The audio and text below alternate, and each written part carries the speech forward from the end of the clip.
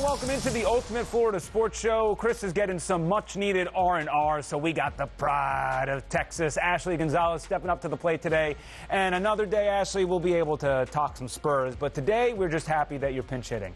Hey, Evan, I'm happy to be here, and I'm happy to see you in boxes. And we've got a big show today. We're wrapping up all the news from the NFL minicamps, and we'll talk some blockbuster deals in the NBA and MLB. And we'll break down an interesting U.S. Open. And I'm going to kick us off with the latest from Jags camp. And as you know, minicamp wrapped up last week. And one of the biggest takeaways that would be criminal to leave out the speed we have on this team.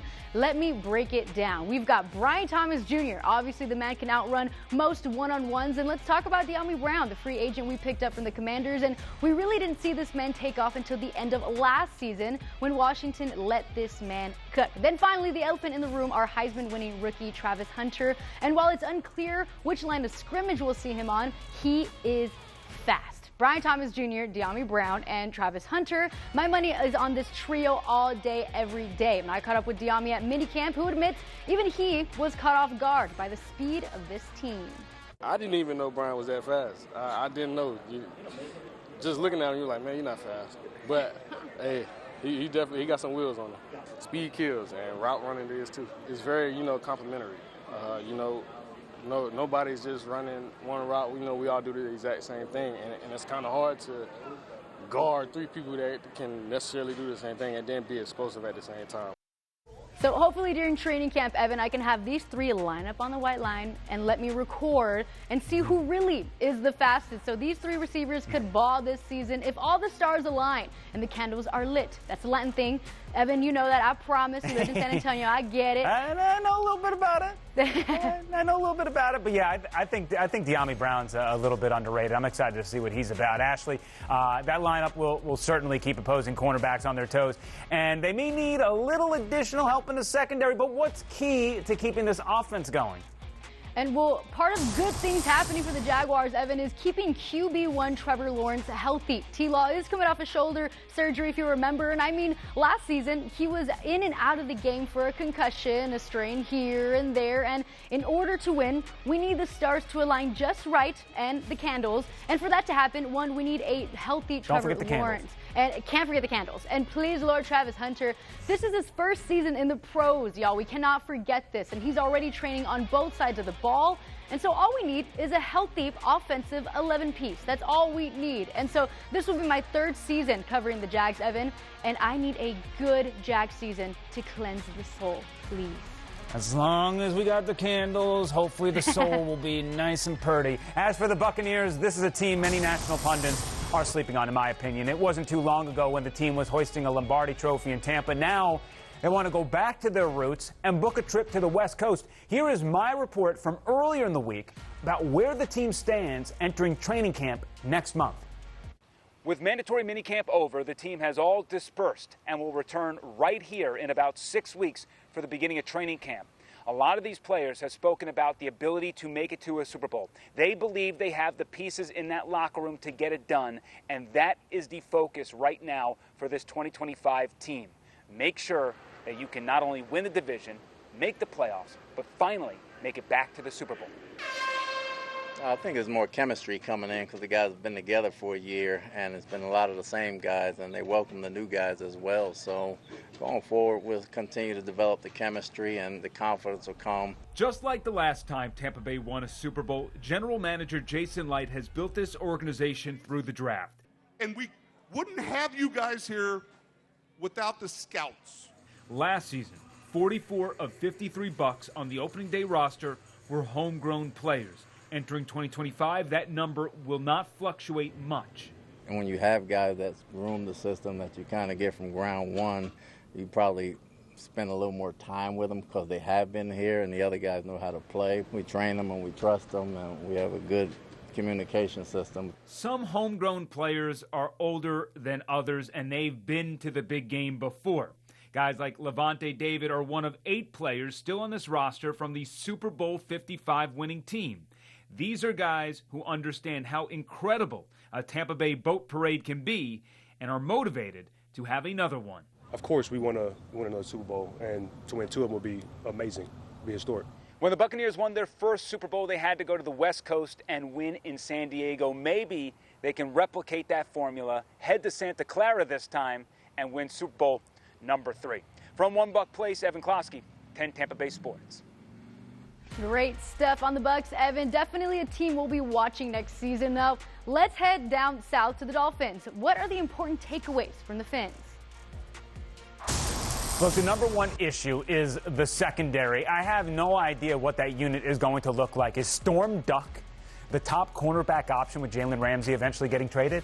Bradley Chubb, Chop Robinson, Jalen Phillips, all could help the secondary out by pressuring the quarterback, but there are serious injury concerns with that group. And another thought, it was interesting, Chubb spoke with the media saying the team was lying, quote, lying last year about the culture. It certainly seems like the organization has done its due diligence to fix those issues. I certainly haven't lost faith in Mike McDaniel as an offensive play caller. Achane, Wright, Waddle, Hill, Westbrook-Akine. If the O-line holds up, that is a potent group.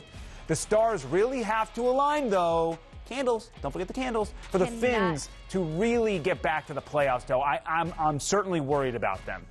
Well, I fear, Evan, that we are on the same boat with the Jags, of course. All right, trading the football for a basketball. The Memphis Grizzlies traded Desmond Bane to the Orlando Magic, and this is a great news for the Magic because they've been needing some lately for the Magic. Desmond Bane feels a key need, adding shooting and another on-ball threat alongside Jalen Suggs while complementing Franz Wagner and Paolo Bochero. He also fits Orlando's defense-first identity. So what did this cost for Orlando? Well, for starters, a whole lot of first-round picks, which means I hope Desmond fits that missing puzzle piece because he was expensive. Yeah, I certainly love what Bane can do for the outside shot, complementing that starting five. They're going to be cooking next season. But that's not all we're talking about with the NBA. There is another superstar. I don't know if Bane's in that category, but there is a superstar looking for a new home, and it's got her eye. Well, you're right, Evan. Let's talk big man Kevin Durant. He wants out of the Phoenix Suns, and this is old news. But what's interesting and new news is fresh rumors we hear every single day. I mean, Evan, you know I'm a Spurs fan. So when there was a possibility of Durant maybe coming down to San Antonio, I mean, come on. Wemby and Durant, you kind of had me sold, but that ship has sailed, and apparently so have many others. The latest per Bleacher Report, Durant has no desire to play for the Timberwolves either. The man is getting picky, and Evan, correct me if I'm wrong, this kind of reminds me of the Kawhi Leonard era. I don't know. You tell me. Well, yeah, I mean, Kawhi was on. I mean, Durant has done this forever now, and I'm still not sold that maybe Durant doesn't head to San Antonio anyway. This could be playing the media against each other, but we'll see. I definitely think the Heat need to add somebody down there because ever since Jimmy Butler left and there was all that drama, the juice has not been the same there in South Beach. Well, there was some more crazy trade news. This time, Rafael Devers getting sent from the Boston Red Sox to the San Francisco Giants for a bunch of pieces that will help this team down the road, one of which was FSU product James Tibbs, a first-round selection last year, getting promoted to Double-A. Let me first say this. Devers learned a valuable lesson in this process. There is a difference between people who receive checks versus those who write the checks. It was no secret Devers and the Red Sox were having issues dating back to spring training. However, you are the Boston Red Sox, not the Tampa Bay Rays or Miami Marlins. You have to find a way to work through these issues. But in the end, I don't think they wanted to. You got to remember, Craig Breslow was not the GM when that fat extension was given to Devers a couple of years ago. By industry standards, not a great contract because he doesn't really play a premium position anymore. So from a long view, I get it. But that is one of the more shocking trades we have seen in the sport in quite some time. And now the Red Sox are worse off because of it, which is great news for the Tampa Bay Rays, by the way. And, well, speaking of the Rays, Evan, do you see any of them making moves before the trade deadline? And the same question for the Marlins, too. I think the Rays need to add another impactful bullpen arm, but I think Tampa Bay, in classic Tampa Bay fashion, will be buyers and sellers. As for the Marlins, if you can trade Sandy Alcantara for a respectable value, not 50 cents on the dollar, you do it. Otherwise, they can deal a reliever or two like Anthony Bender. They're still kind of rebuilding and trying to stock that major league club. Brad Marchand is making a major impact in the Stanley Cup Finals for the Panthers, and Caitlin Clark impresses in her return to WNBA action. A look at the impacts next in the Ultimate Rush.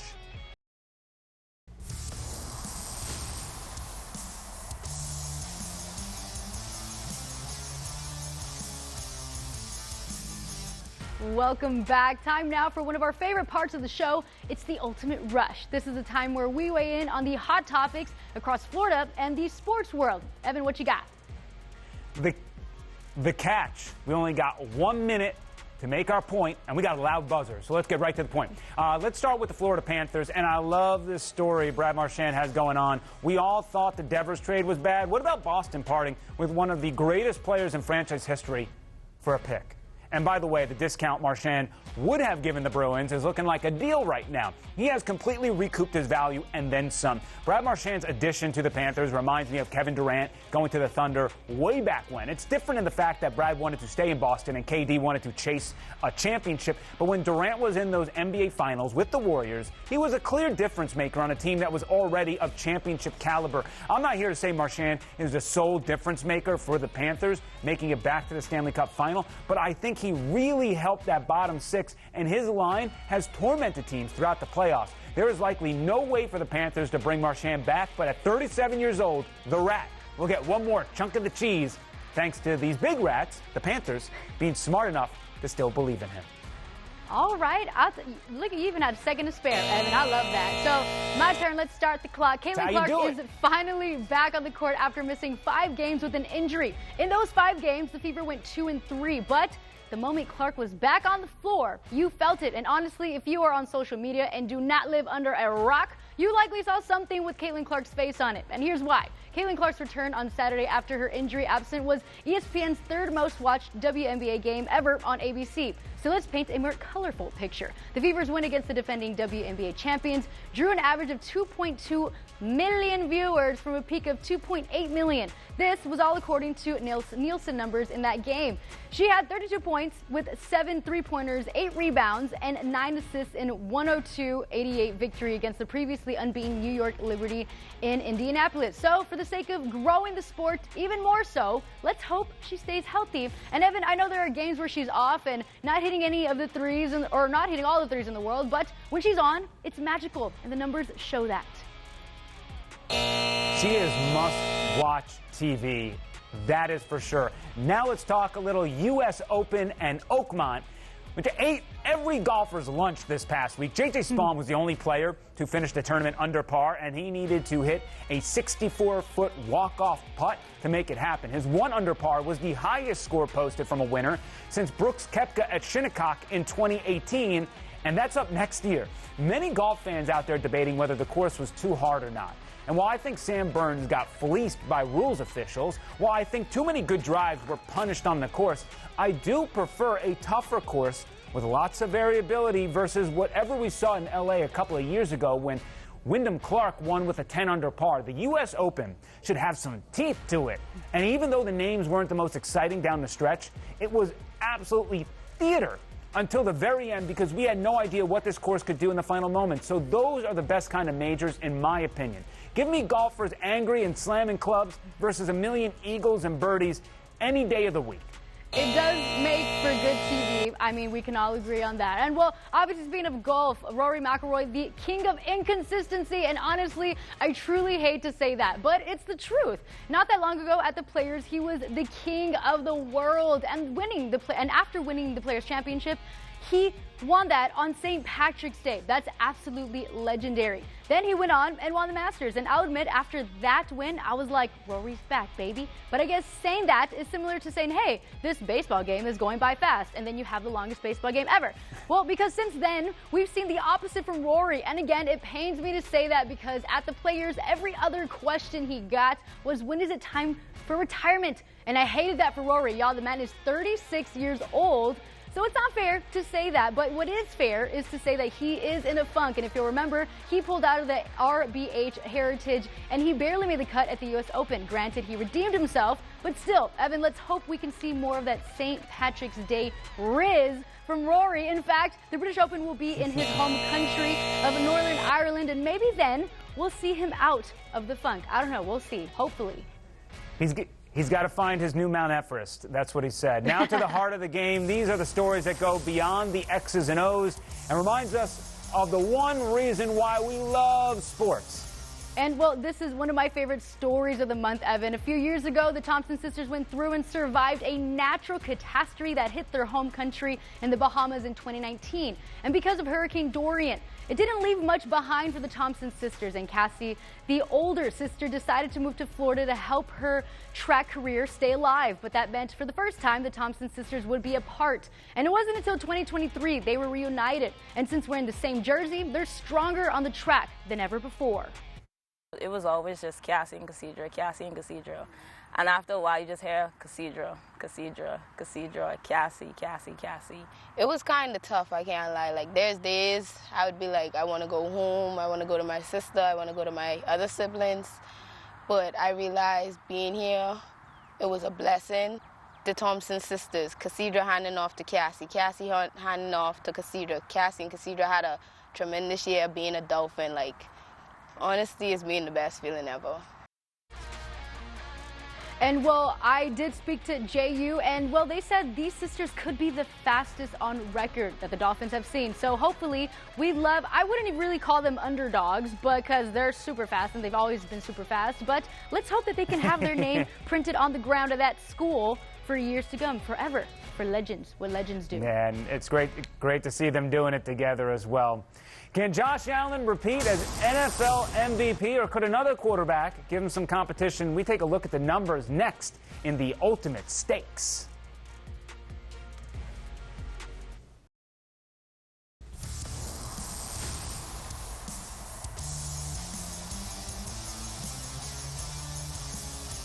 Time now for the Ultimate Stakes. Nothing better than watching a game with a cold cruiser, and you got a little on the line as well.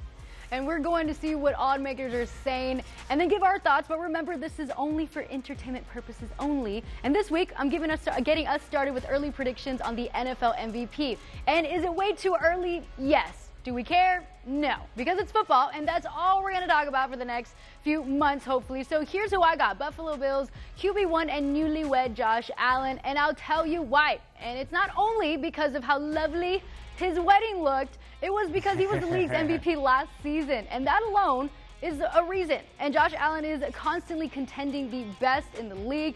And another point is the Bills have lost to the Chiefs in 4 of their last 5 postseason appearances, and Allen has been the quarterback in each one of those games. So when you compare weapons on each team, Josh Allen is the biggest one. Yeah, it's hard for me to disagree with the reigning MVP, right? He's at the top of those rankings for a reason. Lamar, Josh, and my pick for the MVP, Joe Burrow. He has the 3rd best odds and is coming off a fully healthy season, putting up nearly 5,000 yards, throwing 43 tutties. The offense is not going to get any worse, and the defense looks like it's going to be in shambles with all the issues surrounding their 2 marquee pass rushers. So give me Joe Burrow to put the team on his back, and if they go to the playoffs, I guarantee you he is in the race for MVP, and you're getting a pretty good price right now.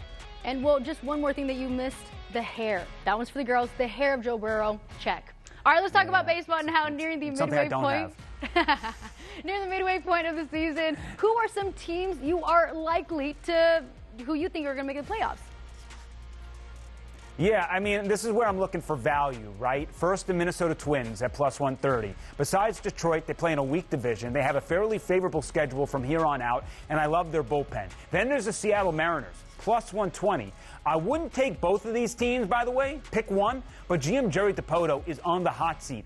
He has a great farm system. I think the Mariners are players at the deadline. Finally, at plus 300, the Atlanta Braves. The lineup is too good. I have concerns about the pitching, but I'll buy the lineup and the league-leading squad in defensive runs saved.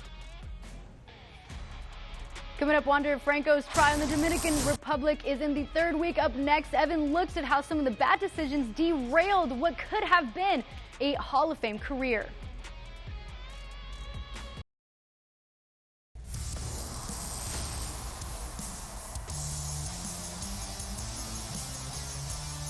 Time now for the last word. Evan, take it away. Yeah, as for my last word, I'm talking about Rays shortstop Wander Franco. His trial is currently going on in the Dominican Republic, and he could face a lengthy jail sentence if convicted. This trial pertains to alleged sexual abuse. He could also have another trial in the future for a gun-related charge. It is just such a sad story, first and foremost, for the victim involved. That is obvious. But this is a sports show, and there is a sports side to these unfortunate events. Wander Franco was projected to be a Hall of Fame talent. At just 22 years old, he was becoming one of the best Major League Baseball players. And it goes to show you that if you don't make the right decisions in your life, it doesn't matter how far you can hit a baseball. Your world can change just like that. Whether Franco is convicted or not, I can confidently say he will not play another game in a Rays uniform. And when we look back on his career, we might say he was the greatest baseball player that never was, and it never had to be that way. Ashley, thank you for pinch hitting. That will be us for this week.